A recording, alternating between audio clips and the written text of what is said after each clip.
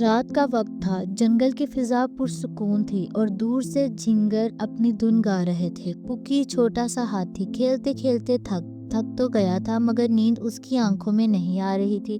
وہ بار بار کروٹ بدلتا اور دادی ماں کو آواز دیتا، دادی ماں مجھے نیند نہیں آ رہی۔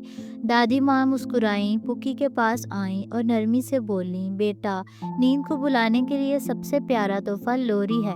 پوکی نے کان ہلا کر پوچھا، لوری یہ کیا ہوتی ہے؟ دادی ماں نے مسکرا کر پوکی کو گود میں بٹھایا، اس کے سر پر ہاتھ پھیرا، پیار کیا اور آہستہ آہستہ گنگنانے لگی۔ ان کی آواز میٹھی اور نرم تھی۔ جیسے ہی لوری کی دھن ہوا میں پھیلی، چاندنی اور زیادہ روشن ہو گئی اور لگنے لگا جیسے ستارے بھی ساتھ جھوم رہے ہوں۔ پوکی آہستہ آہستہ سکون محسوس کرنے لگا، اس کی آنکھیں بوجھل ہوئیں اور وہ دادی ماں کی گود میں سو گیا۔